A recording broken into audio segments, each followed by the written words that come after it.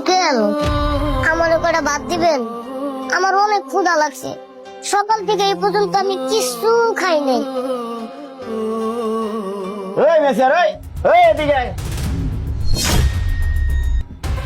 জি sir, আমার ডাকছেন?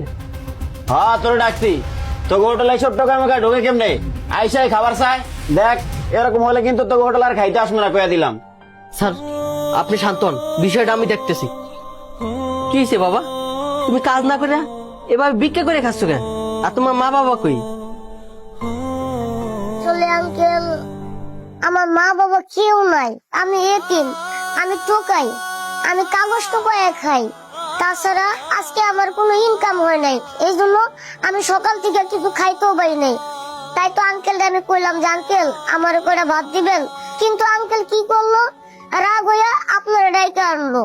Uncle হ্যাঁ তো রাগারাগি করে আমারে ভাত দিলই না। আমার অনেক খিদা লাগছে, আপনি যদি আমারে করে ভাত দিতেন। আরে ছেলেটা মনে অনেক বিপদে পড়ছে, আর সকাল থেকে কিচ্ছু খায় নাই। যাই ছেলেটাকে এক প্লেট ভাত খাওয়াই, আর এক প্লেট ভাত খাওয়ালে আমার তো কোনো ক্ষতি হইব না, বরঞ্চ আল্লাহ তাআলা আর খুশি হইব। আচ্ছা ঠিক আছে বাবা, তুমি এখানে বসো, আমি তোমার জন্য খাবার নিয়ে আসতেছি। আচ্ছা ঠিক আছে।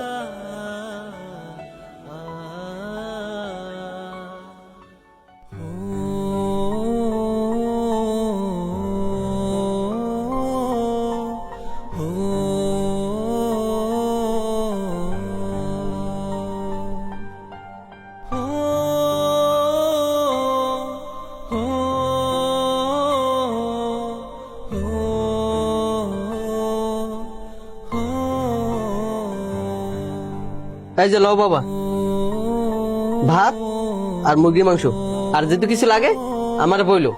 আচ্ছা ঠিক আছে। ঠিক আছে খাও।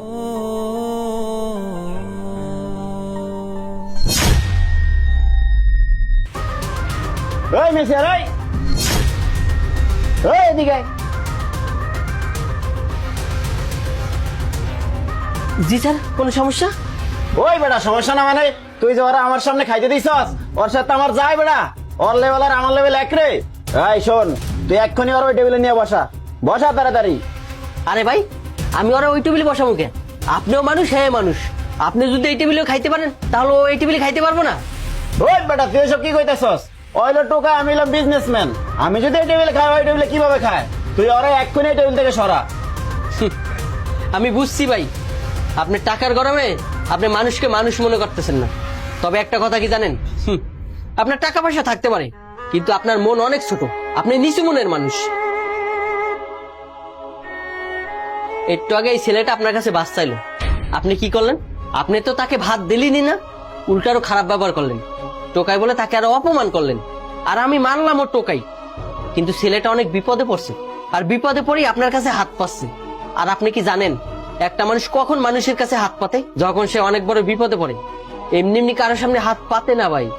আর আমি এই ছেলেটার বিপদের কথা শুনে আমি ওরে খাইতে দিছি। এবার আপনিই বোঝেন আপনার ভিতরে আর আমার ভিতরে কতটা তফাৎ। তবে ভাই, আপনার কাছে টাকা পয়সা আছে ঠিকই, কিন্তু মানুষকে দেওয়ার মতন মন আপনার ভিতরে নাই। শোনেন ভাই, টাকা পয়সা নিয়ে বেশি বড়াই করেন না, আর টাকা পয়সা বেশি দিন থাকেও না। টাকা পয়সা নিয়ে কবরেও যাইতে পারবেন না। শোনেন ভাই, সময় থাকতে টাকা পয়সা ভালো কাজে লাগান, আল্লাহর রাস্তায় দান করেন, গরিব অসহায়দেরকেও সাহায্য করেন, তাহলে দুনিয়াতেও ভালো থাকতে পারবেন, আখিরাতেও ভালো থাকতে পারবেন। কি বলছি বুঝতে পারছেন?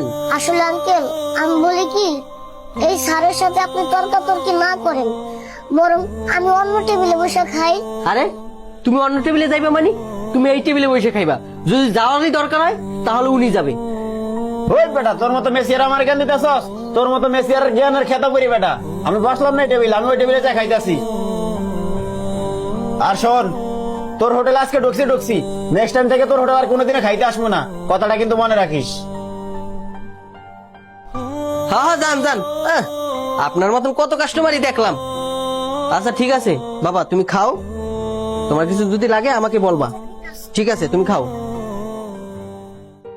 এমন কিছু মানুষ আছে সামান্য কিছু টাকা পয়সার মালিক হয়ে গেলে নিম্ন শ্রেণীর মানুষদেরকে মানুষ বলেই মনে করে না। তাদের উদ্দেশ্যে একটা কথা বলতে চাই ভাই, অহংকার পতনের মূল। তাই টাকা পয়সা নিয়ে কখনো অহংকার করতে নেই। আমাদের ভিডিওটি ভালো লাগলে অবশ্যই লাইক কমেন্ট শেয়ার করে পেজটা ফলো দিয়ে আমাদের সাথে থাকবেন। ধন্যবাদ সবাইকে।